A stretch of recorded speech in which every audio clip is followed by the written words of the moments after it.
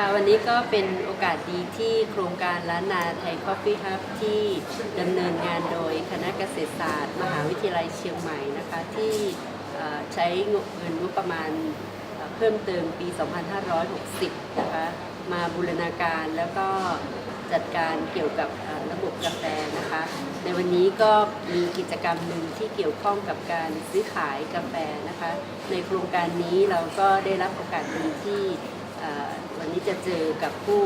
ที่สนใจกาแฟอาราบิก้าของภาคเหนือเรานะคะก็ขอให้อาจารย์จิรวรรณนะคะช่วยคุยกับท่านลูกค้าเราด้วยนะคะค่ะวันนี้เรามีแขกรับเชิญนะคะที่เราจะมาพูดคุยเกี่ยวกับเรื่องของ business matching นะคะ2 ท่านนะคะท่านแรกก็คือเจ้าของกาแฟในนามของ Dibosco นะคะแล้วก็อีกท่านหนึ่งก็คือลูกค้าจากต่างประเทศนะคะชื่อคุณปีเตอร์ฮันเตอร์นะคะซึ่งก็จะสนใจนะคะที่จะซื้อกาแฟจากทาง Dibosco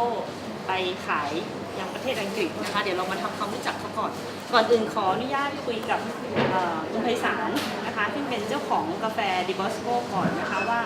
กาแฟของ Dibosco ซึ่งเรารู้จักคุ้นเคยกันดีกับโครงการร้านนาไทยคอฟฟี่ฮับเนาะว่าเราเชิญคุณไพศาลมาในฐานะเป็นวิทยากรนะคะเราพาผู้ประกอบการไปดูงานกาแฟธุรกิจครบวงจรที่ Dibosco นะคะแล้วก็เราเป็นพาร์ทเนอร์กันในงานของ Business Matching ก็เลยอยากจะสอบถามก่อนว่า Dibosco ของคุณไพศาลเนี่ยไปเจอกับคุณปีเตอร์ได้ยังไงคะคือคุณปีเตอร์เนี่ยได้ไปทราบข้อมูลมาจากกลุ่มศิษย์เก่าทางยังบัสโกเกี่ยวว่าเราทำกาแฟก็เลยได้ติดต่อเข้ามาแล้วก็นัดได้คุยกันทีนี้เขาก็ขออนุญาตมาเยี่ยมชมแล้วก็ทดลองกาแฟของเราเสร็จแล้วหลังจากได้ทดลองได้เยี่ยมชมแล้วเนี่ยเขาทราบว่าเราทำงานร่วมกับทางบช.แล้วก็ซัพพอร์ตทางเกษตรกรที่เข้าร่วมโครงการเพื่อให้ได้กาแฟคุณภาพเสร็จแล้วตอนนี้เขาเทสคุณภาพเราแล้วเขาเป็นที่พอใจแล้วเขาอยากจะมีส่วนในการเข้ามาร่วมงานตรงนี้เข้ามาช่วยทำการช่วยเหลือเกษตรกรด้วยแล้วก็ยอมรับในโปรดักต์ประเทศไทยเดี๋ยวเรามาถามคุณปีเตอร์นะคะว่าทำไมถึงมาสนใจกาแฟอาราบิก้าของไทยนะคะ Hi Peter Hi Can you introduce yourself Yes my name is Peter Hunter and I'm from Wakefield in England and I'm running a project called Dibosco which is opening a coffee shop in the UK that will sell coffee that's coming from this region And why you are interested in Thai coffee Well first of all I have my connection with Paisan we're both past pupils from a school named after Don Bosco. But more importantly, there is a story behind the coffee, and people like the story. What we have here is the story of the crop. The farmer producing the coffee here in northern Thailand, in Chiang Mai, working very closely with yourselves to provide good quality coffee because of good quality practice and learning. This ultimately brings good quality beans that can be brought to the UK and we are solely selling Thai coffee in our coffee shop. It's nice to hear that you like the Thai coffee but what we can do together to promote the Thai coffee I heard that you want to distribute in Europe. Yes, I think the next stage for me is that we have the coffee and people are having the opportunity to buy from a small number of coffee outlets, but we've been talking with people about the possibility that we wholesale the coffee and we give the opportunity in other countries around Europe to be able to buy the Dibosco coffee and subsequently selling Chiang Mai coffee to other people. But there is another point, and this is where the university and selling coffee connects, because it isn't just a case of simply farming beans that produce a cup of coffee. There is the story, and for us to know more about the farmers, to us to know more about how they farm, where they farm, the difference in the different beans, all of this is part of the story. So hopefully with your help we can tell this story to people in other coffee shops in Europe. Sounds interesting. งั้นขออนุญาตกลับมาถามอาจารย์เยาวลักษณ์นะคะว่าเราจะทำยังไงให้ผู้บริโภคในต่างประเทศเนี่ยเชื่อมั่นในกาแฟอาราบิก้าภาคเหนือของเราได้ ค่ะก็สิ่งหนึ่งที่ในโครงการเราทำก็คือจะพยายามทำให้กาแฟที่ของเราที่มีอยู่ในจำกัดเนี่ยมีคุณภาพนะคะก็ในเรื่องของคุณภาพของตัวเมล็ดนะคะแล้วก็คุณภาพยังไงก็คือมีความสะอาดแล้วก็ปลอดภัยการปลูกเนี่ยเราเน้นที่ให้เกษตรกรเนี่ยรักษาสิ่งแวดล้อมยังคงมีร่มเงาของกาแฟอยู่คิดว่าสิ่งนี้เนี่ยเมื่อเกษตรกรถ้าทำกาแฟที่มีคุณภาพดีออกมาสุดท้ายเขาก็จะได้รับผลตอบแทนก็คือราคาที่สูงขึ้นโดยที่เราไม่ได้อยากเน้นให้เขาปลูกในพื้นที่ที่กว้างขึ้นมาหรือว่าขยายในพื้นที่ที่ไม่จำเป็นค่ะ Peter, can you tell us about the impact of this project?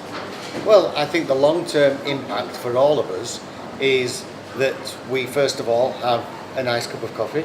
of course, that can be bought across Europe. But the story goes all the way back through yourselves at the university in what you've been doing and profiling what's been happening, but also from the economy's point of view, because the farmers sell more coffee. De Bosco and all the other farmers in Chiang Mai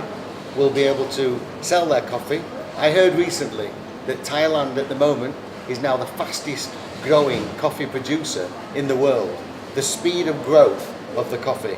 because at the same time in the West and many other parts of the world we are drinking more and more coffee, so there is a demand. Let's produce for the demand, let's be successful, and let's help everybody. I'm happy to hear that, and I hope that what you're expecting will come soon, and I'm excited for your project and hope that it will be very successful. Thank you very much. Thank you. And I think in our part of Faculty of Agriculture, Chiang Mai University will support the farmer along with your project. Yes, and I think the other thing for me is when people come into our coffee shop, they learn the story, where the bean came from, the crop to cook, but they can also be contributing, because one of the things that we'd like to do is to look at other ways that we can support not just the farmers but the village, the farmers' families, Yes. in other ways. So there's lots of ways that we can help each other. Why do you trust us?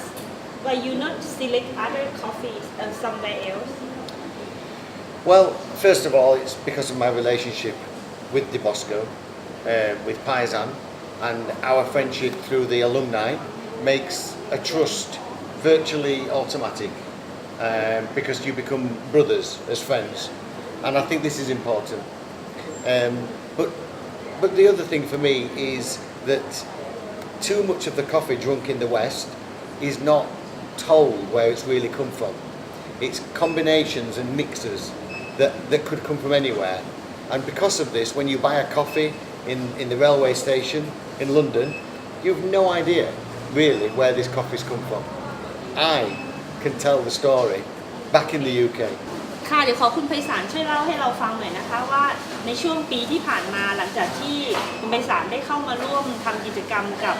ลานนาไทยคอฟฟี่ฮับแล้วเนี่ยได้มีการทำกิจกรรมอะไรกับทางกลุ่มเกษตรกรบ้าง ก็หลังจากที่ได้เข้าร่วมกับทางมช.แล้วทำให้เรามีโอกาสได้สัมผัสกับชาวบ้านมากขึ้น ก็มีกิจกรรมที่เราเข้าไปร่วมทดสอบ หรือว่าไปแนะนำวิธีการแปรรูปของแต่ละแหล่งแต่ละดอยก็ทำให้เรามีโอกาสได้คัดสรรผลิตภัณฑ์แปลกๆใหม่ๆให้มาทำให้ชาวบ้านได้เข้าใจทิศทางที่ถูกต้องว่าเขาควรจะอยู่แนวไหนอยู่พื้นที่ไหนควรจะทำโปรเซสยังไงครับ พี่คิดว่ากาแฟไทยเราจะไปได้ไกลขนาดไหนคะ ถ้าเกษตรกร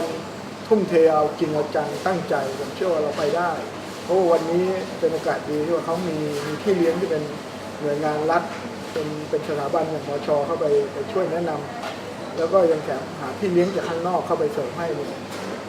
เป็นโอกาสที่ดีมากเพราะฉะนั้นถ้ามีโอกาสได้เรียนรู้แล้วทำปฏิบัติตามทดลองกลับมาปรึกษาผมว่าน่าจะไปได้ไกล แล้วพี่คิดว่าเราจะมีศักยภาพในการผลิตกาแฟไปยังหลายๆประเทศในยุโรปไหมคะ จากประสบการณ์ที่เราเคยส่งกาแฟไปเทสสมัยก่อนเนี่ยกาแฟเราอาจจะไม่อยู่ในเกณฑ์ที่เขาจะยอมรับแต่ณปัจจุบันผมลองหลายๆที่เนี่ยเขาก็เริ่มบอกว่ากาแฟเราเปลี่ยนแปลงไปเยอะในทางที่ดี เพราะฉะนั้นถ้าเรายังเดินในถูกทิศทางกันแบบนี้เนี่ยผมเชื่อว่ามีโอกาสที่เราจะไปได้ไกลเดิมทีคุยกันแค่ว่าเขาจะทำตลาดในกลุ่มประเทศอังกฤษโอเคแต่รอบนี้เข้ามาเนี่ยเขามองว่าโปรดักต์เราเนี่ยคุณภาพเราเป็นที่พอใจเขาก็เลยมาเพื่อมาขอดูว่ากำลังการผลิตผมเนี่ยพอไหมเขาบอกเขาต้องการจะไปเปิดตลาดในยุโรปอีกหลายประเทศ โอเคค่ะวันนี้เราได้ยินผู้ประกอบการทั้งในประเทศแล้วก็ในต่างประเทศนะคะพูดถึงกาแฟไทยอย่างนี้เราก็รู้สึกว่าเรามีกำลังใจในฐานะคณะเกษตรศาสตร์มช.นะคะที่ช่วยพัฒนากลุ่มเกษตรกรขึ้นมาเราก็มีกำลังใจในการที่จะช่วยเหลือกลุ่มเกษตรกรต่อไป